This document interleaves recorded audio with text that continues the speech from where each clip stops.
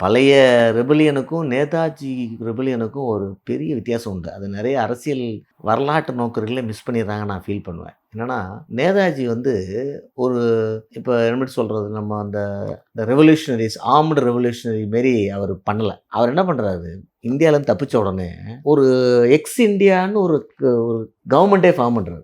Independent கவர்மெண்ட்ட form பண்ணிறாரு first. அத ஃபார்ம் பண்ணி அதுக்கு பிரசிடென்ட்ட தன்னை அனௌன்ஸ் பண்ணிறாரு. அதுக்கப்புறம் ஆர்மி அவர் உருவாக்குறாரு. நீங்க ரிபல்னா என்ன அர்த்தம்? நீங்க ஒரு நாடுக்கு சோவர்னிட்டி இல்லாம நீங்க ஃபைட் பண்றன்னு அர்த்தம். அவர் ஒரு நாடையே கிரியேட் பண்ணிறாரு சிங்கப்பூர்ல. கிரியேட் பண்ணி அதுக்கு கீழ தான் ஆர்மிய கிரியேட் பண்றாரு. So he creates an army. He is not creating a rebellion. Is not creating a terrorism. ஏன்னா அதையுமே ஒரு ஆர்கனைஸ் செட்டப்ல பண்ணணும்னு நேதாஜி நினைக்கிறார். இங்க தான் நேதாஜியோடைய அரசியல் ஆளுமையை பார்க்கணும். ஸோ ஏன் இது இவ்வளவு விஷயங்கள சொல்றேன்னா, நேதாஜி இந்த மாரி பண்ணா தான் ஜெயிக்க முடியும்னு நினைக்கிறாரு பிரிட்டிஷ. 1940ல. வல்லபாய் பட்டேலும் மகாத்மா காந்தியுடைய பியூர் நான் வயலன்ஸ்ல சம்மந்தப்படல. ஒரு ஆர்கனைஸ்டா எதுக்க முடிஞ்சா பிரிட்டிஷ் எதுக்கலாம் நினைக்கக்கூடிய ஆளு. சரியா? ஆனா அவர் சோசியலிஸ்ட் கிடையாது. அவர் வந்து கேபிட்டலிஸ்ட். சுபாஷ் சந்திர போஸ் ஆர்கனைஸ்டா எதுக்கலாம் ஆர்மியை வச்சு நினைக்கிறாரு. ஆனா அவர் சோசியலிஸ்ட். மகாத்மா காந்தி இந்த 3 பேத்துக்கும் வித்தியாசமானவரா இருக்காரு. ஸோ நீங்க அரசியல் நகர்வு எப்படி போகுது? மகாத்மா காந்தியுடைய விஷயம் தான் அடுத்த ஸ்டெப் நடக்குது.